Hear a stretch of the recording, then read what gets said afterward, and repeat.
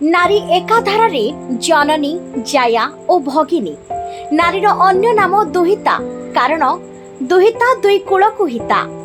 कारण झियो थिबा बेले बाप घर और विवाहित परे सासु घरर से हित करिथाय।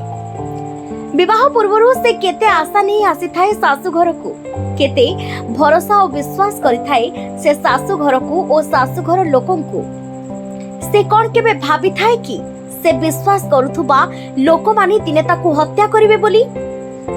किंतु वास्तव में एमिति एक घटना घटिछि कटक जिलार बांकी विज्ञापित अंचल परिषद अंतर्गत शिशुआ ग्राम रे।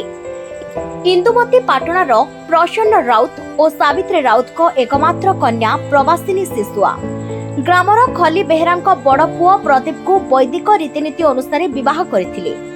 विशेष सूत्रु खबर मिली जे प्रवासिनी दियर भेड़ा ग्राम रे पुओ होई रहुछंती। पुओ होई रहुतबारु प्रवासिनी चाहू नथिले ससुर घर संपत्ति भाग देबा पाई, तेणु तांका भितरे तिक्तता आगुरु रहिथिला।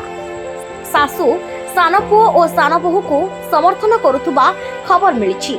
स्वामी बाहर थिबा बेले और ससुर हल करबाकू जिबार सुजोग नै सासु दियर और सान जा तीन जण मिसी तांको हत्या करी झुलाई देई आत्महत्यार रूप दैछंती।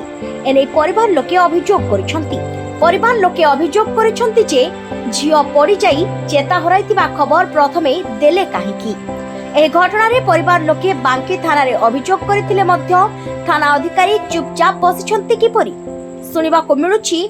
थाना आईआईसी मोटा अंकर टंका नै केस को रफा दफा करबाकू चेष्टा करूछंती, तेणु आज पर्यंत कोनोसी कार्यानुष्ठान ग्रहण करि नाहंती।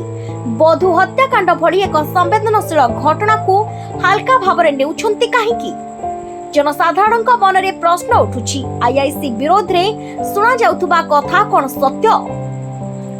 जनसाधारण और बुद्धिजीवी माने दाबी करिसंती बधू हत्याकारी माननकु आईन अनुसार दंड विधान करबा सहित संवेदनशील घटना को हालुका भावरे ग्रहण करी बधू हत्या भली जघन्य अपराध को प्रोत्साहित करुथुबा अधिकारी विरोध रे दृष्टांतमूलक कार्यानुष्ठान ग्रहण करबा पई दाबी करिसंती। कटक जिल्लारू क्राइम रिपोर्टर मृत्युंजय प्रधान रिपोर्ट केटीवी न्यूज।